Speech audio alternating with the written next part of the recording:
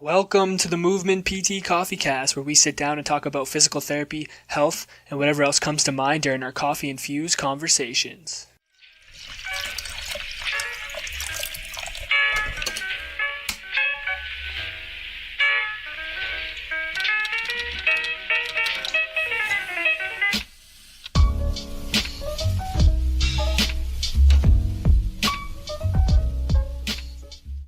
What's going on, guys? This is Will. I haven't done one of these EspressoCasts yet, so I figured, might be my time to give it a little bit of a shot. Just kind of hanging out here. Got a nice cup of coffee, so I hope you guys are having a coffee with me. Just want to say, we really appreciate the consistent support you guys are giving us. We love it when you reach out to us with comments or questions about some of these podcasts. Get some good discussion, and it gets us thinking too about things that are going on in our practice. But with regards to this podcast, I wanted to just kind of come on and talk a little bit about some of the things that really helped me during things that really help now that I learned during physio school, not necessarily from physio school itself, but just during that time period that have really kind of helped me. I think things get overwhelming and there's so much to learn, and just kind of having some summary points to go by and some kind of key tips can be helpful. A lot of these things, actually, none of them are my ideas. I've gotten them from a variety of different influences, many of whom have been on the podcast, and then some others, as well as reading and stuff like that. But here we go. So I've got 5 kind of key tips that really helped me, that I learned during physio school, and I found these things to be very helpful during my clinical practice as I've just kind of gotten started. So number 1 is that pain is more about sensitivity rather than tissue damage, and many factors contribute. As far as pain science goes, that's one of the key points that has really helped me just kind of make sense of how it's relevant, and help to make sense of the discrepancies that can exist between imaging findings and people's presentation, and even just the day-to-day kind of changes. Because what I noticed pretty quickly was that people can have such drastic fluctuations in how they're feeling and stuff, and that doesn't really make sense if tissue damage is the only component that affects things. So it makes more sense to view it as a sensitivity. So that's really helped me, and even in an acute situation, it's still about sensitivity. It's just that sensitivity is more closely associated with tissue damage.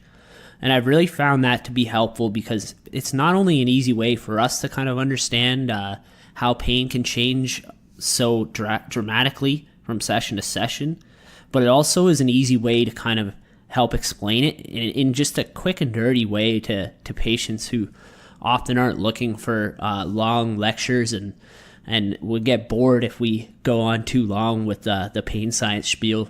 So just simply saying, hey, it's less about tissue damage and it's more about sensitivity, and lots of things can contribute to that. It goes a long way to helping people kind of just understand it a little bit better, and understand that just because they have a little bit of pain, it doesn't mean they're necessarily injuring themselves further, but you still want to respect the sensitivity. So that's one thing that really helped me. Second thing is that there are no bad movements, only loads that are more or less stressful and that your body wasn't prepared for. I think this is a great one, because, I think there's so many conflictions as far as mechanics and positioning and stuff. And there's a lot of information out there that would suggest, if you do this movement or this load, it can be harmful.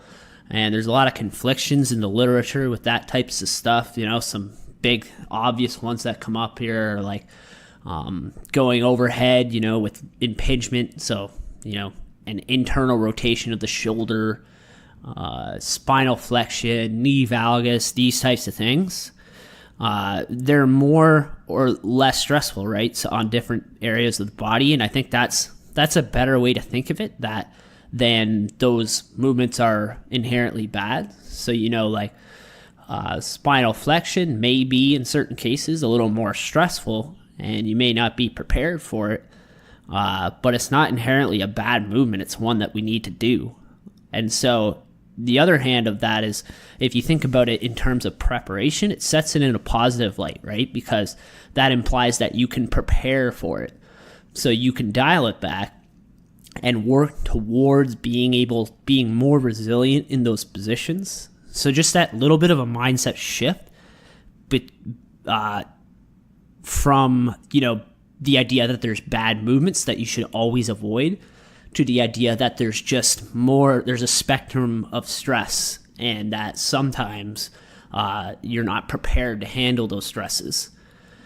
So just a little bit of a shift there that's really helped me so far. The next thing is that language and narratives around your treatments and your exercises and your just explanations overall are so important. Language matters a lot. Just little subtle things like, hey, we're gonna fix your movement here, versus, hey, we're gonna change this up a little bit and see what this does. It's just little subtle things that influence how the person views their body and views their potential for progress. It's so massive. And then, with respect to our treatments, like whatever it is that you're doing, whether you're giving someone an exercise or you're giving them some type of modality, those things, it's similar to the movement thing where, they're not inherently bad. Like giving someone a manual therapy technique is not in and of itself good or bad, but how you describe it matters a lot, because if you describe it in terms of a mechanical way of, you're going to shift a body part back in place or something like that, versus, hey, this might give you some little bit of pain relief, just something simple like that. It makes a big difference in what that means to the patient, what it means to them as far as what your role is, and what it means as far as the strength and resiliency and robustness of their body. As that kind of like leads me into my next point, which is and it's this idea that we want to focus on connecting with somebody, meet them where they're at and guide them towards independence and autonomy. And I think one thing that I think I learned this, or I heard this first, I should say, on the Pain Reframe podcast, where they were sort of talking about, maybe we need to view ourselves a little less like Batman and a little more like,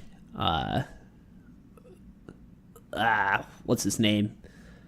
What's Batman's guy? Alfred. More like Alfred. And so you're viewing yourself more of a facilitator, and you're putting the patient as the hero of their story. So you're just sort of there, like guiding them along, giving them advice, showing them different ways to do things, showing them that they can make improvements, kind of helping them see the way. That's really helped me, just kind of shifting my mindset from being a fixer to being a facilitator, and being okay with that. There's nothing wrong with being a coach along the process. Like, that is in no way an insult to your skills. It's very challenging to help guide someone who has potentially a lot of negative views about themselves, is lacking in confidence, and is in pain. That's a challenging thing to try to help somebody navigate that. And there's no shame in being a facilitator versus a fixer. I think that's helped me a lot. It takes some of the weight off you too. Like, you're not a mechanic trying to figure out every single thing that you've got to pick apart and fix. Instead, you just have to steer them in the right direction. So that's really helped me a lot. I think I'm on my last point here, which is starting to kind of shift my idea of what the subjective interview is, and shifting it from more of an interview and into more of or less of an interview and more of a subjective dialogue.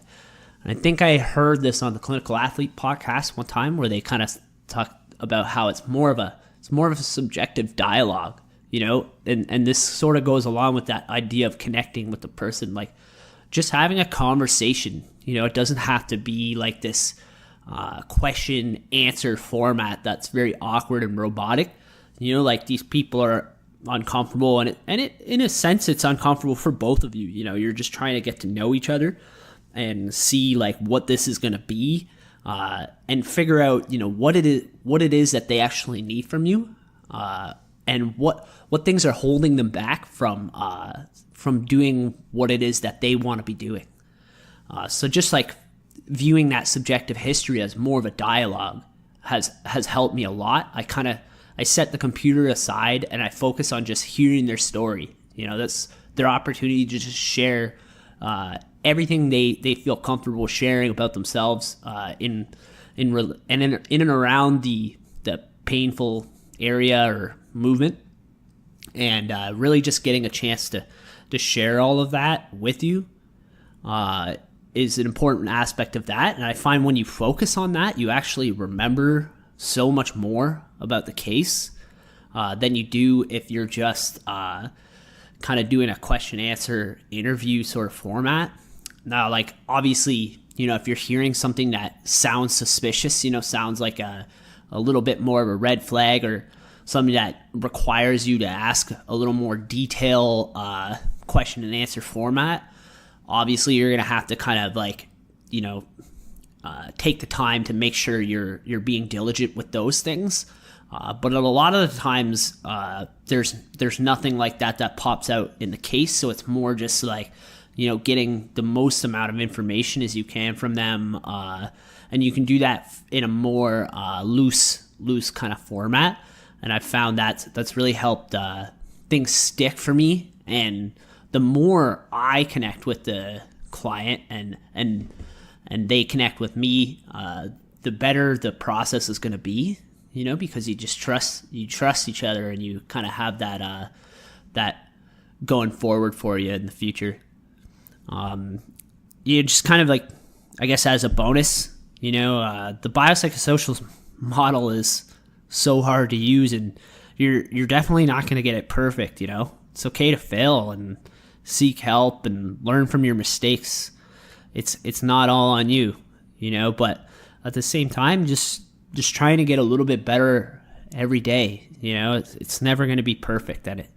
And I've made my like fair share of mistakes over the last year or so during placement and then starting work, but what I hope to just get a little bit better, not pretending to be perfect at all, right? I think that tends to sometimes be the hesitancy with people to adopt this kind of framework. It can be intimidating. There's so much to consider, but it's okay to not get it perfect, and it's okay to kind of make some mistakes. So I hope those kind of tips help.